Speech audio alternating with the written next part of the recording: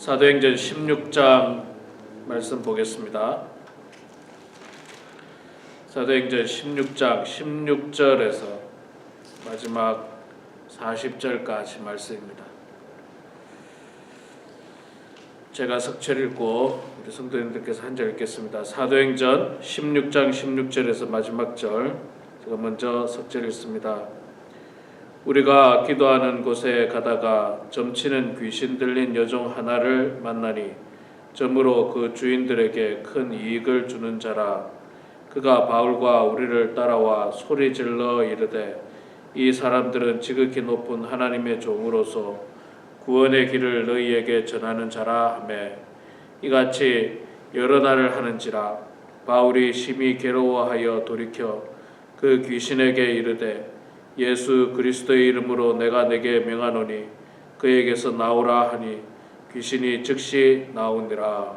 여종의 주인들은 자기 수익의 소망이 쓰러진 것을 보고 바울과 실라를 붙잡아 장터와 관리들에게 끌려갔다가 상관들 앞에 데리고 가서 말하되 이 사람들이 유대인인데 우리 성을 심히 요란하게 하여 로마 사람인 우리가 받지도 못하고 행하지도 못할 풍속을 전한다 하거늘 무리가 일제히 일어나 고발하니 상관들이 옷을 찢어 벗기고 매로 치라 하여 많이 친 후에 옥에 가두고 간수에게 명하여 든든히 지키라 하니 그가 이러한 명령을 받아 그들을 깊은 옥에 가두고 그 발을 착고에 든든히 채웠더니 한밤중에 바울과 실라가 기도하고 하나님을 찬송하며 죄수들이 듣더라. 이에 갑자기 큰 지진이 나서 옥터가 움직이고 문이 곧 다 열리며 모든 사람의 매인 것이 다 벗어진지라. 간수가 자다가 깨어 옥문들이 열린 것을 보고 죄수들이 도망한 줄 생각하고 칼을 베어 자기를 하려 하거늘 바울이 크게 소리질러 이르되 내 몸을 상하지 말라. 우리가 다 여기 있노라 하니 간수가 등불을 달라고 하며 뛰어들어가 무서워 떨며 바울과 실라 앞에 엎드리고 그들을 데리고 나가 이르되 선생님들이여 내가 어떻게 하여야 구원을 받으리까 하거늘 이르되 주 예수를 믿으라. 그리하면 너희 어디든지 구원을 받으리라 하고 주의 말씀을 그 사람과 그 집에 있는 모든 사람에게 전하더라.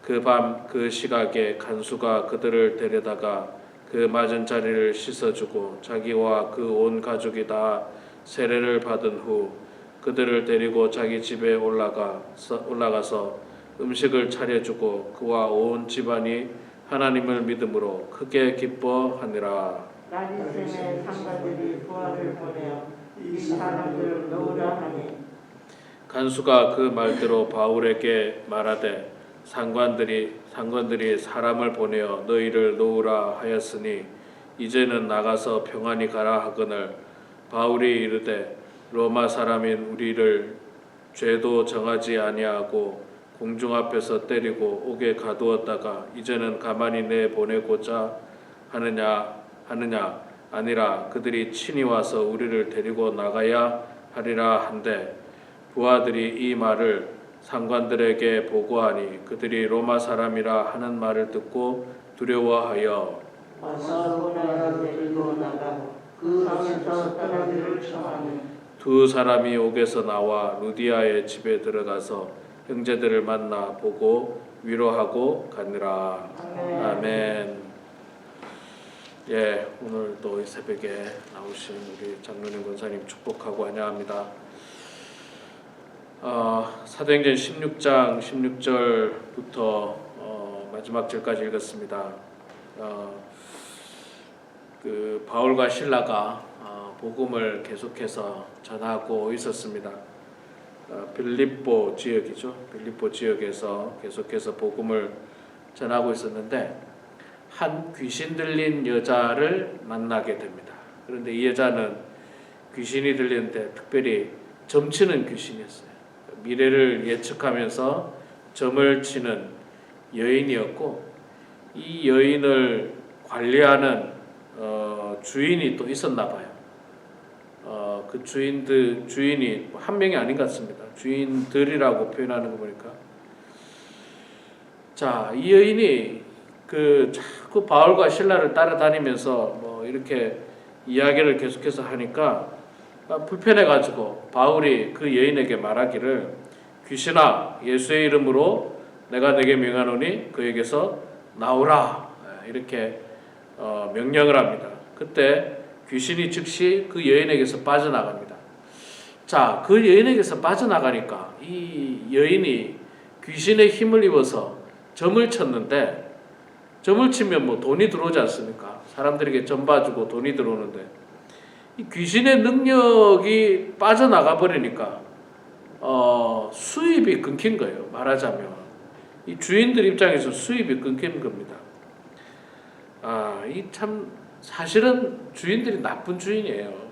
여인이 귀신 들렸으면 귀신 들린 여인을 고쳐줄 생각해야 되는데, 그 귀신 들린 여인을 이용해서 돈벌이를 하고 있었던 겁니다. 여자를 이용해서 돈벌이를 하는 그런 사람들이었는데, 어찌됐든 이 돈벌이가 끊긴 거예요. 귀신이 나가서 이제 정상적인 사람이 되어버리니까. 그래서 이 주인들이 바울과 실라를 붙잡아서 이제 상관들에게 끌고 가서 이야기하죠. 이 사람들이 유대인들인데 이 우리 성을 굉장히 곤란하게 한다, 뭐 이야기하면서 고소를 하니까 그 상관들이 옷을 찢어버리고 매로 때리고 감옥에 가두게 됩니다. 그런데 여러분, 여기는 지금 빌립보 지역이고, 빌립보 지역은 로마의 관할 하에 있어요. 로마의 관할 하에 있기 때문에 당시 로마는 굉장히 선진국이었죠.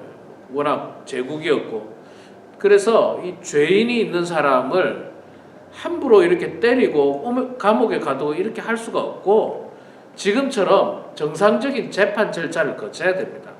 이 사람이 무슨 죄가 있는지 변호를 할 수도 있고, 또 뭐 변명을 할 수도 있고, 그래서 이 사람에게 죄가 있다는 것을 판결하고, 판결이 끝난 다음에 감옥에 가두든지 매를 때리든지 이런 어떤 이 정당한 재판 절차가 있어야 되는데, 아무런 재판 절차도 없이 그냥 사람을 잡아다가 옷을 벗기고 때리고 감옥에 가뒀습니다. 자, 이게 이제 그 당시에 이 사람들의 모습이었는데, 참 바울과 실라의 입장에서는 여러분 어떻습니까? 하나님의 말씀을 들고 복음을 잘 전했고, 귀신 들린 여인이 귀신으로 말미암아서 괴로워하는 것을, 그 여인을 불쌍히 여겨서 그 여인을 도와주기 위해서 귀신을 쫓아내고 이런 일을 했는데, 그들에게 돌아온 게 뭡니까? 매 맞고 감옥에 가두는. 이게 선교가 이렇습니다. 선교가 이렇게 힘들고 어려운 일이에요. 복음을 전하다가도 이렇게 고난을 당할 수가 있습니다. 해외에 나가서 선교하시는 분들이 아마 수많은 고난들이 있을 거예요. 우리가 잘 알지 못하는 수많은 고난과 텃세, 그 땅에 있는 사람들의 텃세들도 있을 거고, 그런 일들이 많은데, 이거는 우리가 이 땅에서 지금 우리가 살고 있는 자리에서 전도를 할 때도 마찬가지입니다. 전도를 해도 잘 듣는 사람이 있겠지만 그렇지 않는 사람도 있거든요. 모욕을 당하는 수도 있어요. 모욕을 당하는 수도 있고, 더 심한 경우에는 화를 당하는 수도 있습니다. 그런 가운데서도, 감옥에 갇혔어도 바울과 실라는 감옥 안에서 뭐 합니까? 25절에 보니까 한밤중에 바울과 실라가 기도하고 하나님을 찬송하며 죄수들이 듣더라. 바울과 실라는요, 감옥에 갇혔어도 하나님 원망하지 않아요. 하나님 이게 뭡니까? 복음 전하다가 왜 이렇게 고난 당하게 하십니까? 뭐 이런 원망하지 않고 오히려 기도하고 찬송했다, 그렇게 말하고 있어요. 근데 기도하고 찬송하니까 주변에 있는 죄수들도 들었고, 아마 주변에 있는 간수들도 들은 것 같아요. 사람들이 쭉 들었겠죠. 찬송하니까 듣지 않습니까? 말하자면 바울은 감옥에 가서도 복음을 전하는 기회로 삼고 있어요. 감옥에 가서. 어디서든지. 그러면 우리도 마찬가지입니다. 우리도 이 땅에서 복음 전할 때 있잖아요. 전도하러 가야지 이렇게 해서 전도를 하기도 하지만 그저 그냥 뭐 지나가다가 예를 들어서 골프 좋아하는 사람 골프 치다가도 사람 만나면 예수 그리스도의 전할 수 있고 또 혹은 무슨 어떤 짐에 가서 또 운동하다가 사람 만나면 인사하다가 또 예수 그리스도를 전할 수 있고 그러니까 언제든지 복음 전한다는 거예요. 언제든지 더군다나 고난을 당할 때도 복음을 전한다는 거예요. 고난 당할 때 어려움을 당할 때 예를 들어서 병원에 갔다 내가 몸이 아파서 병원에 갔다 병원에 가서도 또 예수 그리스도를 전하는 거예요. 병원에 가서도 만나는 사람마다 예수 그리스도를 전하는 그런 사람 얼마나 훌륭한지. 제가 가끔 이제 아침에 그 아이를 학교에 데려다 줄 때가 있는데 데려다 주면 이 커피숍에 가서 커피를 한 잔 마실 때도 있습니다. 파네라 브레드 같은 데 가서. 그런데 거기 가면요 아침에 거기 가면 성경 공부 그룹들이 간혹 있어요. 성경 공부 그룹들이. 제가 유카이파 있는데 가는데 거기 가면 남자 성경 공부 그룹들을 가끔 제가 만납니다. 모여가지고 같이 기도하고 성경을 보고 그런 모습을 제가 이렇게 커피 마시면서 잠깐 보는데 보는 것만으로도 얼마나 은혜가 되는지 몰라요. 보통 여자분들이 모여서 많이 하는데 남자들이 모여가지고 성경을 꺼내서 성경 공부를 한 것 같아요. 성경 공부를 하고 또 같이 기도하고 그 자체만으로도 제가 은혜가 되고 그 자체만으로 제가 참 나도 도전을 받고 이런 거 보면 우리가 언제든지 어디서든지 장소에 관계없이 예수 그리스도의 향기를 바라야 됩니다. 감옥에 가서도 예수 그리스도의 향기를 바라고 병원에 가서도 커피숍에 가서도 어디서든지 예수 그리스도의 모습으로 사는 게 참 중요합니다.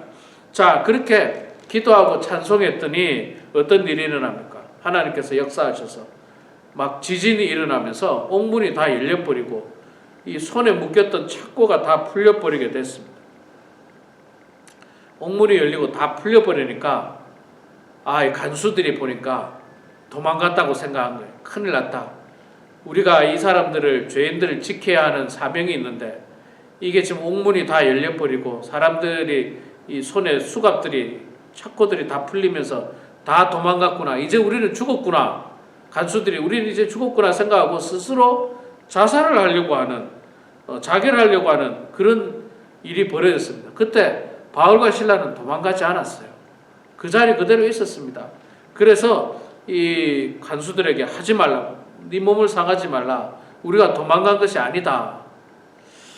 자, 여러분 여기서 있잖아요. 여기서 이제 바울과 실라의 놀라운 모습을 보게 됩니다. 보통의 경우는 이렇게 되면 도망가겠죠. 보통의 죄수들은 도망갑니다. 보통의 죄수들. 근데 바울과 실라는 도망가지 않습니다. 사실 어떻게 보면 하나님께서 그 감옥에서 나오라고 지진이 일어나게 하셨고 모든 것들이 풀려나게 한 것은 하나님의 기적의 역사입니다. 기적의 역사로 끝날 수가 있어요. 바울과 실라 입장에서는. 그런데 바울과 실라가 도망가지 않고 그 감옥을 빠져나가지 않고 그 자리에 있으니까 더 놀라운 기적의 역사가 일어나는데 어떤 현상입니까? 그 자결하던 간수들을 막고 그 간수들이 감동을 받은 거예요. 야, 도망갈 수도 있었는데 얼마든지 도망갈 수도 있었는데 또 내가 자결한다고 해서 저들이 아무 상관도 없을 텐데 나의 생명을 살려주고 도망가지도 않는 저 사람들 보니까 정말 저 사람들이 믿는 하나님이 뭔가 있는가 보다. 나도 저들을 통해서 구원받아야 되겠다 하는 어떤 마음의 감동이 생긴 겁니다. 그래서 바울에게 이야기합니다. 우리가 어떻게 하여야 구원을 얻으리까? 31절에 유명한 말씀을 하시죠. 가로 이르되 주 예수를 믿으라. 그리하면 너와 내 집이 구원을 받으리라 하고. 예수를 믿으면 된다는 거예요. 구원 받으려면 예수 믿으면 된다. 예수 믿으면 된다. 그리고 이 예수를 믿게 되면요, 너도 구원을 받지만 너의 집안 모든 사람도 구원받을 수 있다. 이렇게 말씀하고 있습니다. 물론 여러분, 그 집안 사람들이 예수 안 믿으면 그들은 구원 못 받습니다. 그런데 이 말의 뜻은 무슨 말이냐면 너로 말미암아 사람들이 예수를 믿을 수 있고 그렇게 되면 집안 모든 사람들이 다 예수를 믿음으로 말미암아 구원받을 수 있다는 사실을 이야기를 해주고 있는 사실입니다. 예, 그렇습니다. 예, 한 사람으로 말미암아서 많은 사람들에게 복음이 전해질 수가 있습니다. 집안에 한 명으로 말미암아서 집안 모든 사람이 나중에 구원받을 수가 있어요. 한 사람이 잘 믿으면. 자, 그렇게 되니까 이 사람들이 자기들도 이제 예수 믿겠다 하고 바울과 실라를 그들의 집으로 데리고 가서 치료하고 음식을 먹이고 이렇게 선하게 대합니다. 나중에 이제 윗사람들이 보니까 이 보고를 들어보니까 바울이 로마 시민권자라는 거예요. 로마 시민권. 로마 시민에게는 아까 말씀드린 대로 정당한 재판 절차를 거쳐서 판결이 나야지 감옥에 가두든지 때리든지 뭘 할 수 있는데 그런 걸 완전히 무시하고 자기들 마음대로 때리고 감옥에 가둔 거예요. 로마 시민을 갖다가. 그래서 사실은 그게 큰 문제가 될 수 있습니다. 그런데 그 문제를 그냥 조용히 덮으려고 그들을 불러다가 조용히 그냥 나가라 그래요. 조용히. 바울이 한마디 하긴 하죠. 조용히 나가라 그러는데 너희들이 왜 로마 시민인데 이렇게 똑바로 하지 않느냐 뭐 이런 이야기들을 하다가 어쨌든 거기서 아무 문제 없이 나오게 되고 루디아의 집에 가서 형제들을 만나보고 서로 위로하고 어제도 제가 말씀드린 대로 루디아 집의 모든 집안 그 다음에 간수들의 모든 집안들이 예수를 믿기 시작하면서 빌립보 교회가 세워지는 그런 기적의 역사를 우리가 보게 되는 것입니다. 예, 우리 사랑하는 성도 여러분, 오늘 이 말씀 너무나도 유명한 말씀인데 고난 가운데서도 기도하고 찬송하는 우리 모두가 되기를 소망합니다. 우리가 고난이 오면 대부분 하나님을 원망부터 할 경우가 많은데 바울과 실라는 하나님 원망하지 않고 고난 가운데서 하나님 앞에 기도하고 찬송했더니 기적의 역사가 일어나더라. 우리도 고난이 올 때 더 많이 기도하고 더 많이 찬송해서 기적의 주인공이 되는 그런 우리 모두가 되길 주 이름으로 축원합니다. 아멘. 기도하겠습니다.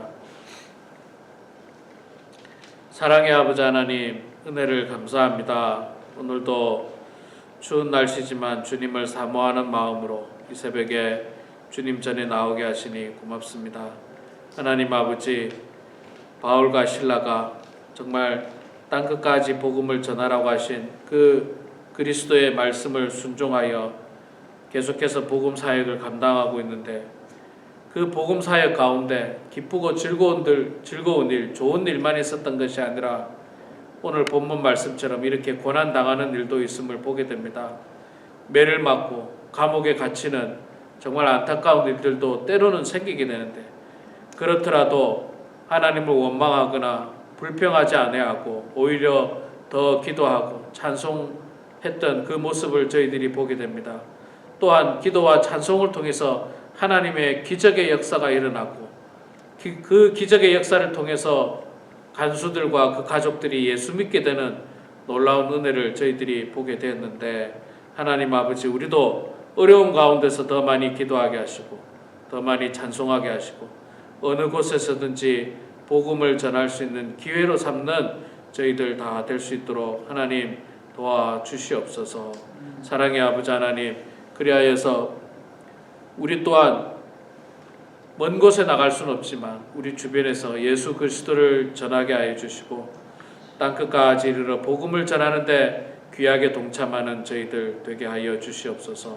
사랑의 아버지 하나님, 우리 범원 하나님께 사랑하는 모든 성도들 한 영혼 한 영혼 주님 붙들어 주시고 늘 주님 바라보게 하시고 주님 의지하게 해 주시고 마지막 때에 세상 욕심 가운데 이끌려 살지 않도록 도와주시고 주님의 은총 가운데 살아가는 저희들 다 될 수 있도록 하나님 아버지 도와주시옵소서. 오늘도 가정에서 또 예배당에서 주님 앞에 기도합니다. 우리 기도 가운데 주님 역사하여 주시고 기도를 통하여 기적을 경험했던 바울과 실라처럼 우리 또한 기도를 통하여 기적의 주인공이 될 수 있도록 축복하여 주시옵소서. 감사드리며 예수님의 이름으로 기도드리옵나이다. 아멘.